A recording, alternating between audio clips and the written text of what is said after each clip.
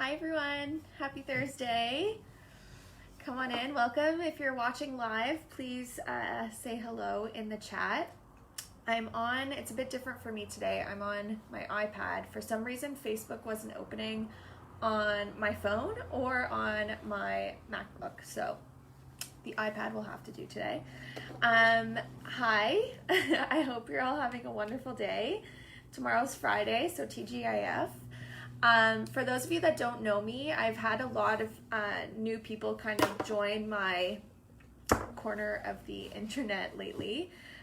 So if you don't know me, my name is Jennifer Gauthier and I'm an elementary ELA teacher.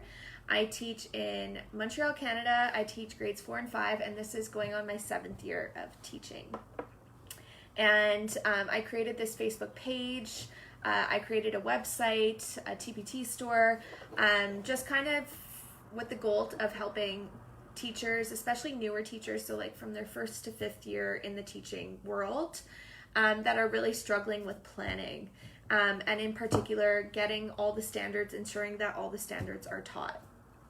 So if you're interested in planning at all, please please like my Facebook page.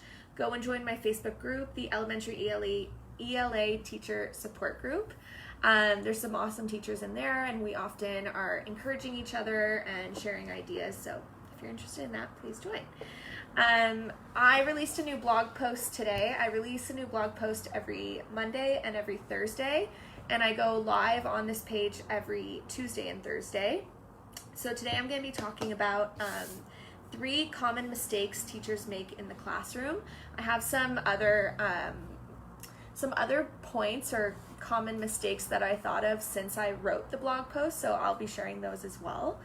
And yeah, if you comment down below before I even start what you think some of the common mistakes are. And as I go through them, share if they apply to you. If you are guilty of them, if you're surprised that they made the list, I'd be curious to know what you think. So before I start, I just want to preface it by saying that there's no shame here. I was guilty of these mistakes too. I sometimes am still guilty of these mistakes. And I said the word common in the title because at some point as teachers, we're all guilty of it. So there's no shame here. My hope is just that, one, you feel some kind of camaraderie and that we're all in this together and we all make mistakes. And also that if you catch these mistakes, hopefully you can learn from them and improve, which we always want to be doing. So let's get started. First, I just want to know before I get started actually how your week's going, what have been some highs from the week, maybe some lows. I've had a great week with I teach grade 4 and grade 5. Right now in grade 4, we're working on debates, which is challenging for them, especially if you've ever taught debates. The first time students learn debates, it's quite challenging.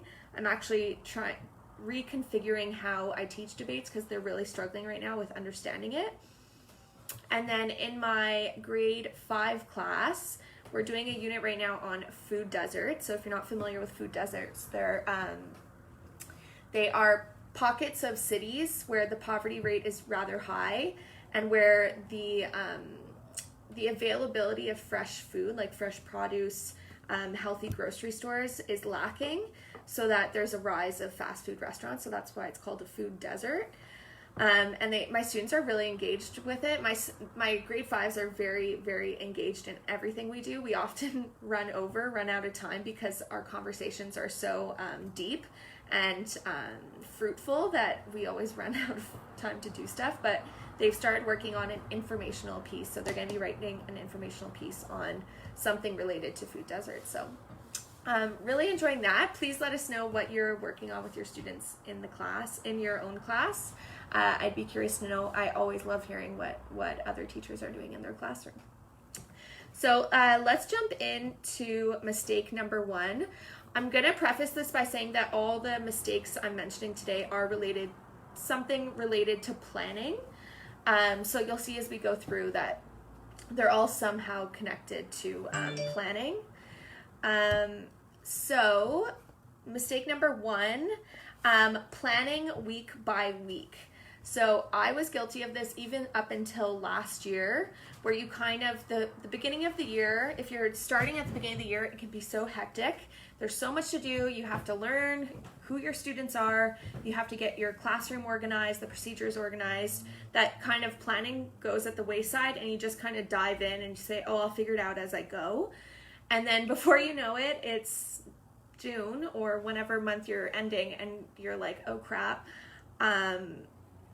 I haven't taught as everything that I need to be teaching. So that's definitely one mistake that teachers make, is that they don't kind of spend the time at the beginning of the year to get a bird's eye view of their entire year and really plan out what it is they need to cover over the course of the year, and so that they could plan their units accordingly. So that's mistake number one. Mistake number two is ignoring the standards. Now, standards is I know it's a really touchy subject with teachers, because it often makes us cringe. It makes us feel, it's a very gut feeling when we talk about teaching standards, whether you're teaching the Common Core, if you're in the States, in Canada, in Quebec where I am, we call them the QEP. We have a progression guide that we use. So standards can be they're quite polarizing, and we often don't like talking about them because it's very overwhelming. And I think the reason it's so overwhelming is that we don't really know, and this is kind of the whole reason I got started into this, is that we were never really taught how to apply the standards to our teaching, or how to organize our year in a way that we can ensure that we are teaching all the standards. I actually created a free roadmap, which is the roadmap to curriculum mapping success. So if you're interested in that, I put it in the description of this event. I need to make sure it's in the description of the actual video, because I made an event before the live. So I need to go back after this and make sure that it's actually in the description. But if you're interested in that, please check it out.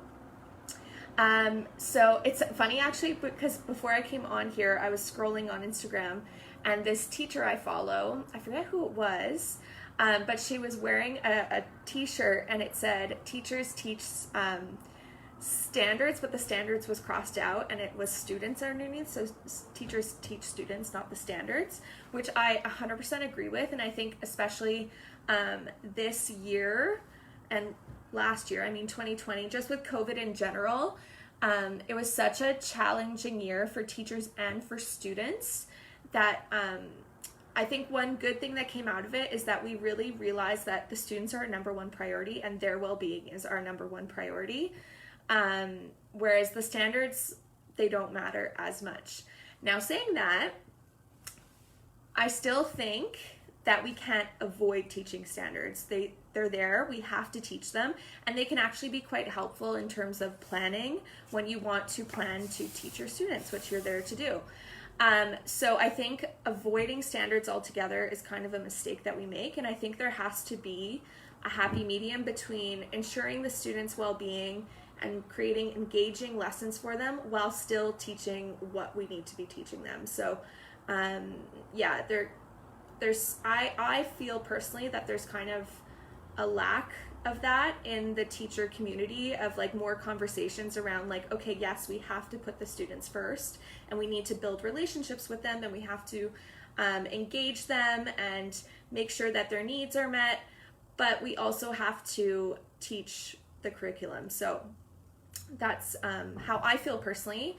I'd love to know what you think in the comments, so let us know down below. And let us know also if you find that rather challenging. I think we all do. I've yet to meet a teacher who doesn't find that challenging to manage both. So yeah, so it's just something that is on my mind a lot, especially lately. Mistake number 3 is not starting curriculum mapping sooner. So I only started hearing about curriculum mapping actually early last year, early last school year, and once I kind of learned more, I'd always heard what curriculum mapping was, but I didn't really know what it was, or had never been shown the strategies. And once I did, I was like, it was such a light bulb moment for me, and I was like, oh my gosh, why aren't we taught this sooner? Like, why aren't we taught this in university? I never had anyone sit down with me with a big sheet of paper and say, okay, this is your school year. Let's plan Unit 1, Unit 2, Unit 3. Okay, standards that you're going to teach in Unit 1 are this, this, this, this, this. No one ever showed me that. And it was a workshop that I went to. I can't remember if it was like a Teach Your Heart Out conference or something like that. I don't think so. I wish I could remember the name of it. I'll have to look back. But yeah, and I think it's a mistake, not a mistake on our part. I mean, a lot of us don't even know about it. But I think it's a shame that more teachers don't know about it, and that's actually why I created this free resource, is the curriculum mapping, the roadmap to curriculum mapping success, is that I want to get the word out there that this is a possibility, and it can be a game changer for teachers. I wrote a blog post on Tuesday, and I literally said curriculum mapping is a game changer for teachers. That was the title of it. So if you're curious to know more about the step-by-step process, you can check out that blog post that came out on Tuesday. It's teachingaswespeak.com/ you can go to /blog, so teachingaswespeak.com/blog, and it's one of the first ones that's there. It's the second one that came out. So I have some bonus mistakes, I guess you can say. So one is focusing on the superficial. I was struggling with the wording of this, but on the superficial, meaning, and I actually saw someone comment this in a teacher group I was in, is that they were saying, it was a new teacher group that I'm in, and the person was saying, so many people are on here are talking about like setting up their classroom, like shouldn't we be talking more about planning and like building relationships with students? And I think a lot of us, especially in the age of Instagram, and there's tons of influential teachers on Instagram and on social media that have these stunning classrooms. I mean, some of them, you look at their classrooms. I saw a classroom transformation. The teacher must have spent like thousands of dollars on this transformation. It was absolutely insane, and it can be very intimidating and make us feel like we have to have that. I actually, last year, I remember in the summer, I went into the classroom a lot during the classroom to get it set up. And I mean, I share a classroom, like we're in our school, the students stay in their classroom and the teachers move around. So like, it's not even my classroom. I couldn't do any crazy decorating, but I had a cupboard and I bought tons of like organizational supplies. I spent so much money on all these pretty little baskets and bins to put stuff.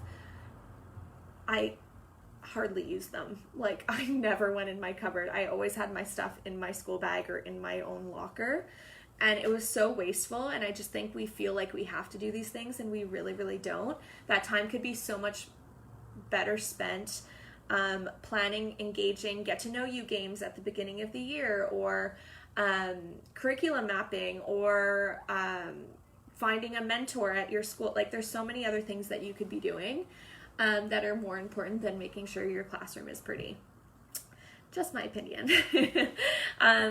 Let me know what you think in the comments, if you agree or disagree. I mean, I love a pretty classroom, don't get me wrong, but I don't think it's the first thing that you should be thinking of. Another bonus one, and a bonus tip or mistake I thought of actually, is in terms of planning, is I've noticed a lot of units. If you go on Teachers Pay Teachers and you can buy entire units, a lot of units are centered around a book. And I think a lot of us, I've done this too, where you pick a book that you want to read with your class, and then you base your entire, let's say 4 to 6 weeks on that one book. And I think that's a mistake. I think we should be changing our mindset, and maybe, okay, let's say you want to do a book really badly, like let's say The One and Only Ivan. So you'll base every activity you do will revolve somehow on The One and Only Ivan. Whereas what you should be doing is choosing themes that kind of are touched in the book, The One and Only Ivan. So like, let's say, for example, animals in captivity. That could be the topic, because that's much more broad, and you can do a lot more with that. You can have debates. You can have, they could write informational pieces. You could definitely do activities revolved around the book, like they could do a character description, let's say, but you're much more closed off if you're just focusing on the book rather than the idea or topics that are touched upon in the book. So don't choose your book and that's like your whole unit. So yeah, so those are my common mistakes that I find I see in the classroom and that I myself have been guilty of. If you think that there are any missing, if you're surprised that maybe you thought of one and you're surprised that I didn't mention it, please let me know. I'd be curious to know what you think. And that's all for me. I'm not able to see. My screen is so wide. I can't see if anyone has questions, but if you do, I will get notified and be sure to comment back. So thank you all so much for joining me. I hope you have a great Thursday night and a great Friday and rest of your week. Bye, everyone.